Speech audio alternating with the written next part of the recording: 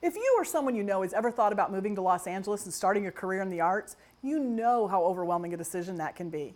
How do you come out there and avoid scammers? How do you know where to live? How do you know where to work to get a job while still going to auditions? And how do you even know where to go to church? If you have questions like that, there's one man who has all the answers, and we're privileged today to have him as a guest on our show. Shun Fong is the executive director and founder of Greenhouse Productions, and it's what we're talking about right now.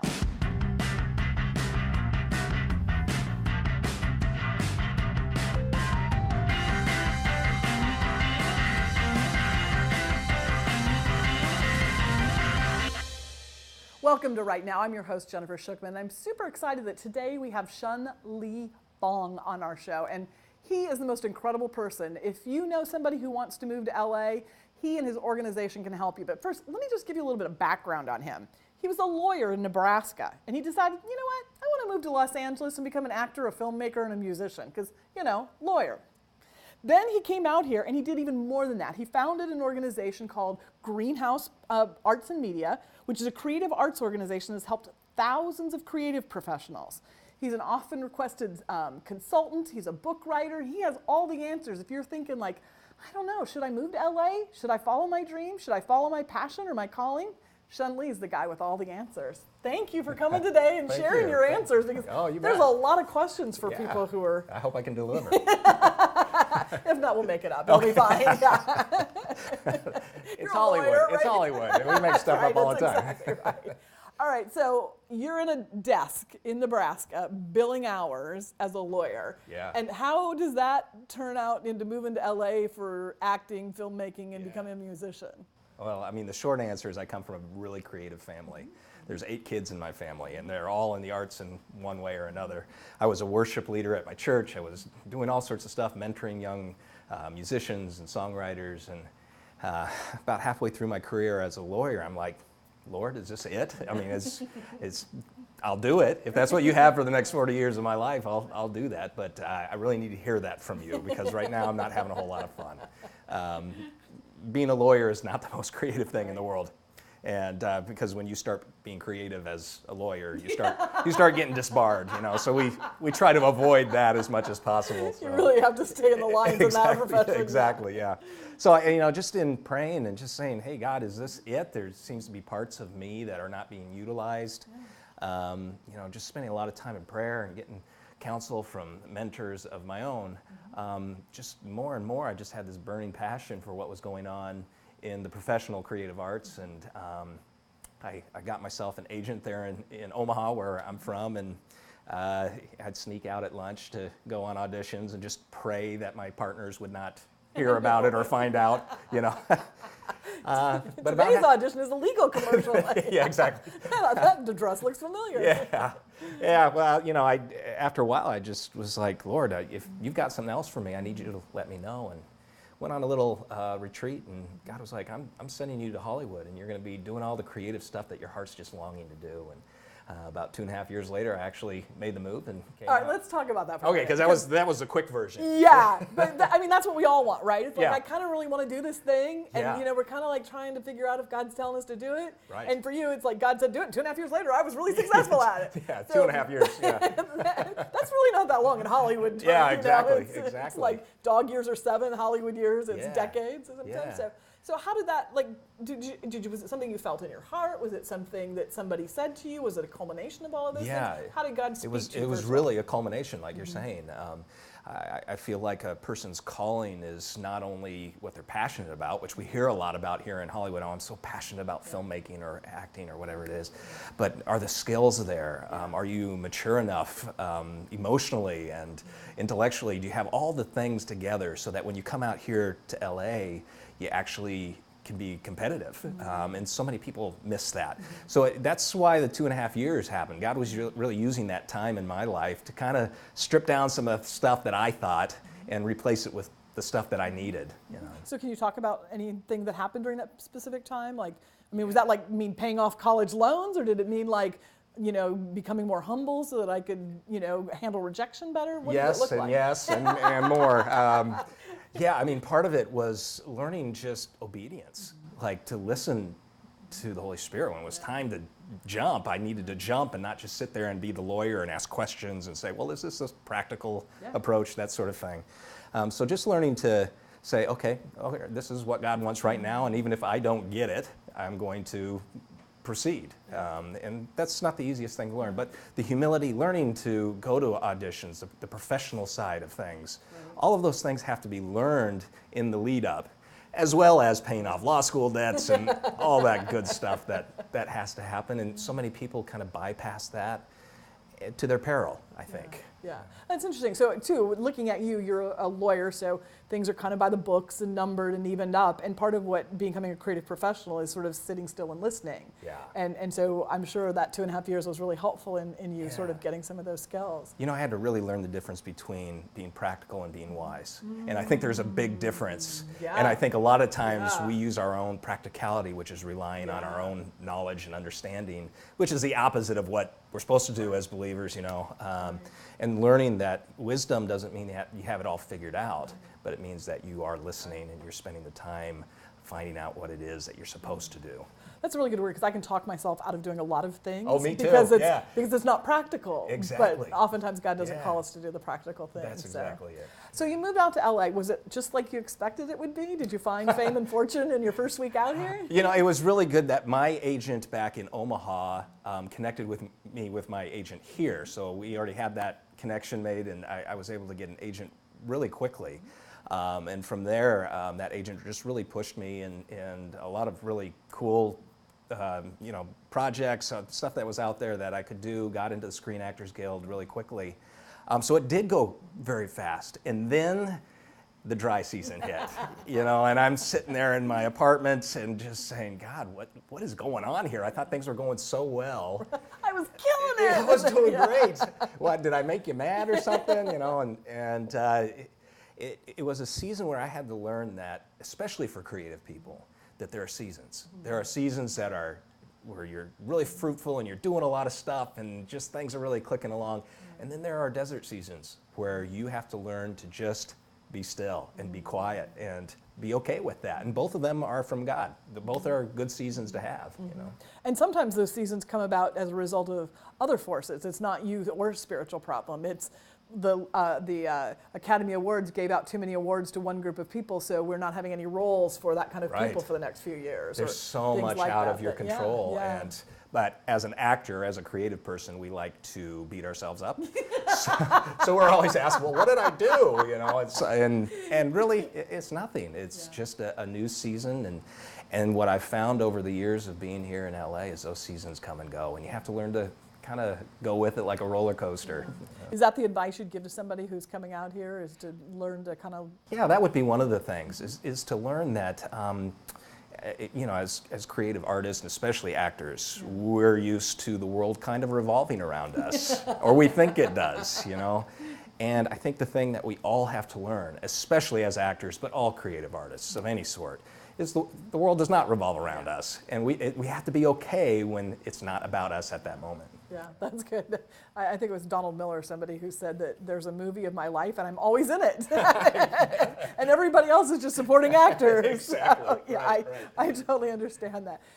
So you had this dry period, and then I'm assuming there was a period of success that sort of followed that again. Yeah. And we want to talk more about that. So just tell me a little bit how that happened for you. Yeah, I mean, after that dry spell. Yeah, it just comes and goes. You know, after a while, then I started getting the auditions again. At that point, I was like, you know, I've got all this downtime as an actor. Why don't I start writing?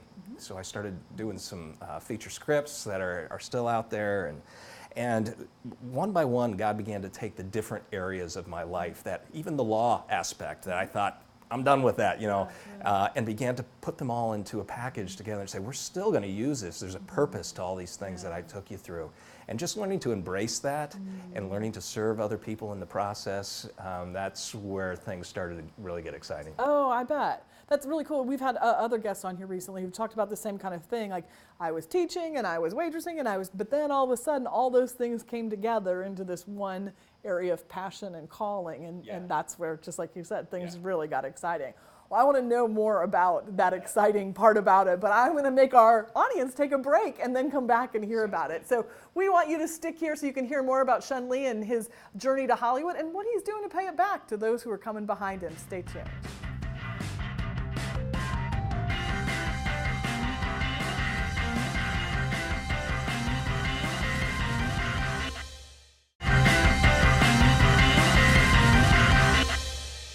We're back with Shun Lee Fong, and we're talking with him about what happens when you decide that God's calling you to go to Hollywood, and you get out there, and maybe you have some success, or maybe it's slow in coming, and then there are sort of waves.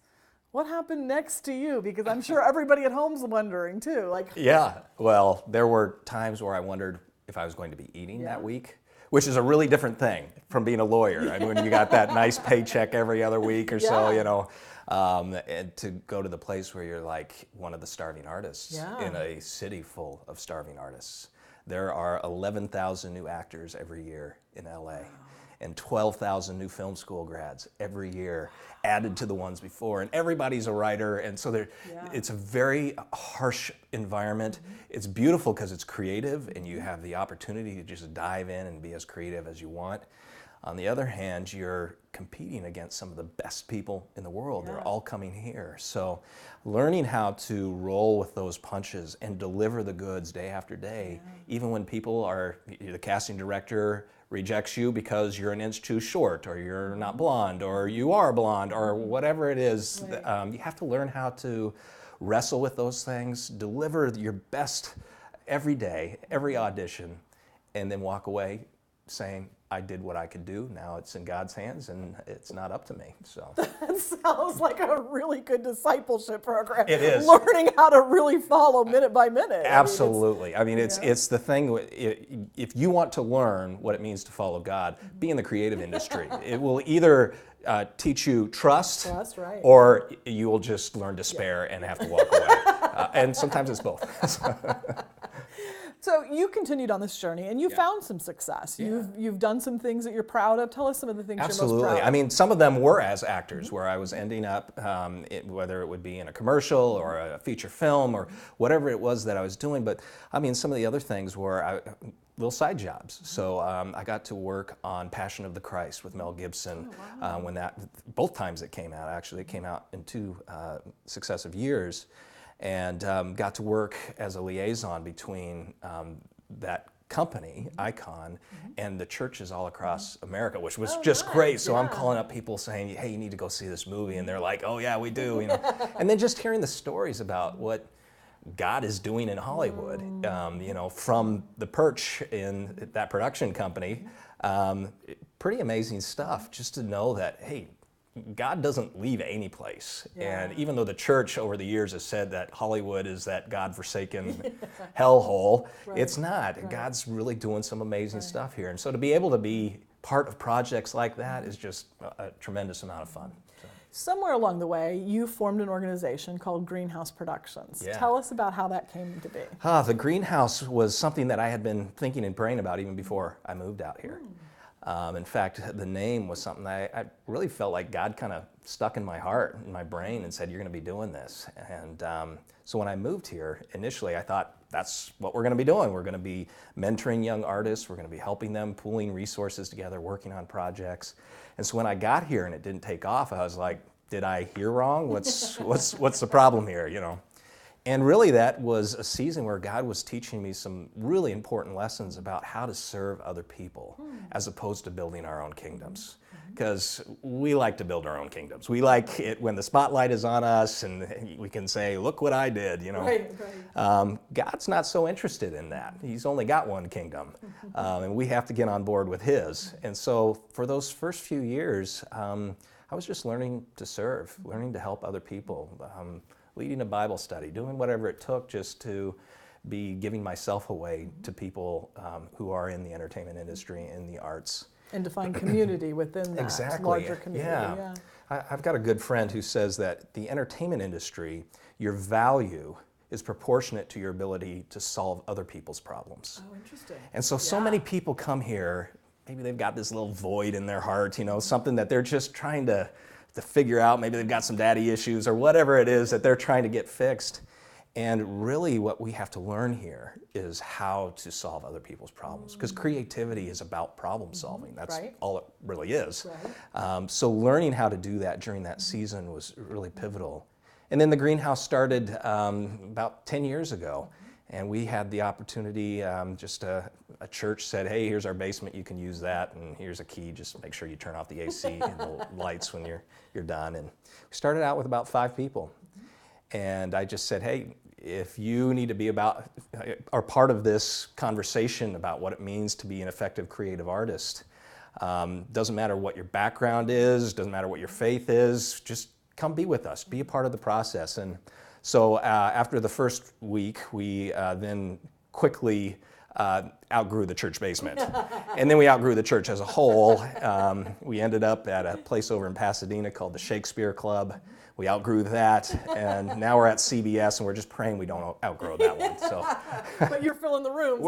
Yes, we are. Yes. So let me just break down for people who don't know. Somebody introduced me to your organization, and you can go online and you can find all kinds of really helpful things. From an introductory, hey, are you moving to LA? Right. Come in and we'll give you some resources, tell you where to look, help you find things that you might need to help finding. Right. It's just a real basic sort of life kind of almost beginning lesson, all the way up to having really accomplished people in their field come in and teach on something very specific, like how do you write about villains or portray villains, or or things like that. And it's done in this environment that's very cooperative, which many places in Hollywood aren't necessarily.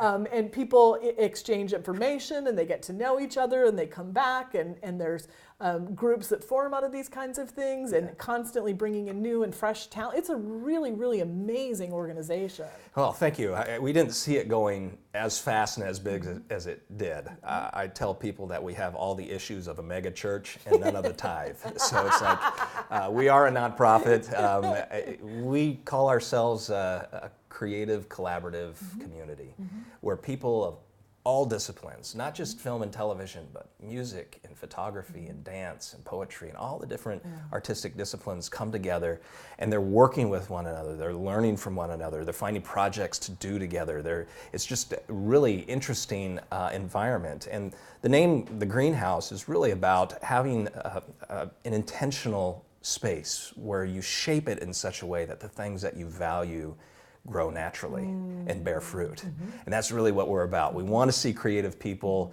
dealing with issues of truth and beauty and redemption and all the things that as believers we really value, and yet we don't make it just about believers. We want non-believers there. We think that's awesome, just to be able to learn from them. They have stuff to teach me, and I have stuff to teach them. And so it's this kind of group mentoring pool where we all get in and get messy together when it comes to being creative. Yeah, and it's a really nice vibe too. I've seen people come in who knew that there were other people there who had some sort of faith background, and they're like, oh, that's cool. And I've seen people come in who go like, hey, wait, are you trying to proselytize? And you don't. You wouldn't know it if somebody didn't tip you off that there might be some Christians or some other folks there who come from a belief system. And so it's a really nice mixture of folks. Most of our team, we've got about 20 people on our team right now, are believers. And we think that's awesome. But our approach is, hey, let's just live this out. What does it look like to be a believer and an artist? And if we can't figure out what it looks like, we have no business talking about it. So we just, if the opportunity comes up, we're happy to talk about it. There are people that love to have those discussions.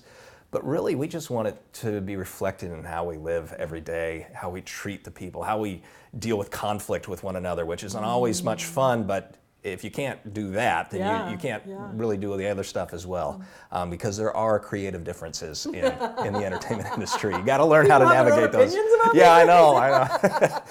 So I mean, we just love creative artists. Whether they're in the entertainment industry, whether they're professionals or amateurs, we think that there needs to be this environment, not only here in LA, but in especially all the creative cities across the United States, where there's the opportunity to learn what does it mean to be a creative person? How do we navigate that, especially from a worldview that believes in truth and beauty and redemption, in a world where we don't see much of that. Right. And most artists would agree to that, Yes. regardless of their faith They're background. hungry for Yeah. it. They're hungry for it. Yeah. Yeah, I think you're so right. And I love the fact that you're so inclusive. I'm not in the industry here, but I have come to your things and Yeah. learned and met other people. I remember once when I was at a church back in Atlanta, I thought it would be so great to bring together all the artists of the church, because as a writer, I write books. Right. There are things that painters know about setting a scene Absolutely. that I don't know as a writer. And so being able to learn from them, like when you're putting a scene together, what are you thinking about? You know, absolutely. like that's a really great dialogue and conversation to have. And I was never able to create that here, but you've got that with Greenhouse Productions. Yeah, we think that each discipline has something to learn from the other disciplines. How to light a shot, going back to Passion of the Christ. If you take a look at that movie, they lit it like the old master painters did. That was something they incorporated into that process, that creative process. We've got stuff to learn from one another. Right. I'm a terrible dancer, but I have stuff I need to learn from dancers. Yeah, And they have stuff they need to learn from Right. me. And I think when you put all those people together, it becomes a really messy thing, but it becomes a really beautiful thing at the end too. Well, I think it's amazing, and Thank you. I think you deserve so much credit for doing it. And like you say, sometimes these things start out small, and you're like, I don't even know. And from 5 people to filling it five weekends a month, literally. Yeah, we've had about 7,000 people come through in 10 years, which in the grand scheme of things, that's not that many people. There are about 3 million people in Southern California who are in the entertainment or creative fields in some way. So we're just, barely getting the tip of the iceberg, but we're excited to create that environment where artists walk away feeling like, hey, I can do this. I'm encouraged.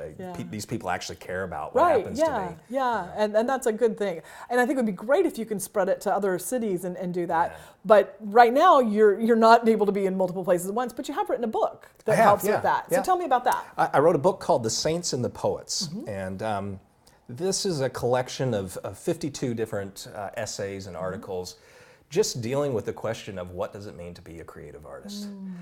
It's kind of a devotional of sorts where people can just do one a week and kind of wrestle with some of these issues.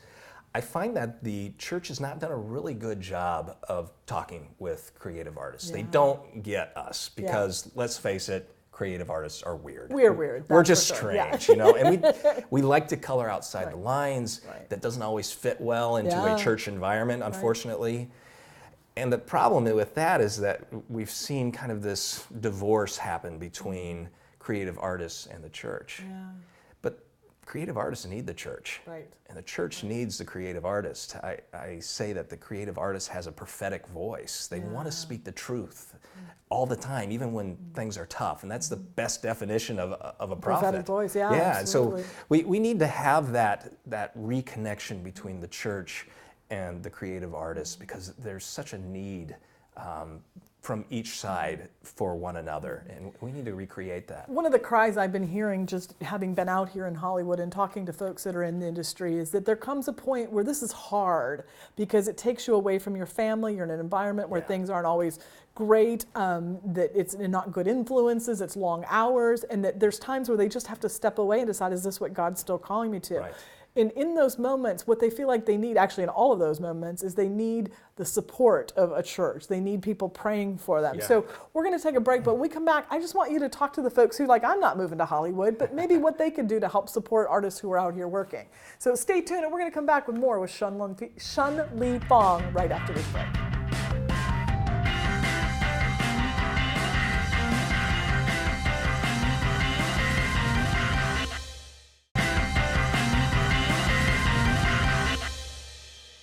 Welcome back. We're here with Shun Li Fong, and he has done so much to help thousands of people sort of make it, or at least get a foot here in Hollywood. But sometimes when people do, it's a hard environment for them to be working in, and they face a lot of discouragement, a lot of rejection. What can people who are at home or maybe watching the show and they're like, I'm not moving to Hollywood. I'm really happy as an accountant here in Atlanta or whatever. What can they do? I mean, that's a great question. One, pray for the people who are out here. It is a tough environment. It's really hard. It's harsh, and there's a lot of rejection and loneliness. It does that. What you see on TV at the Oscars with the red carpets and the ballroom gowns and lots of money and champagne. Yeah. That's a very small part of what it is here. So we need the prayers of people who are out there and thinking about Hollywood and hoping to see a change.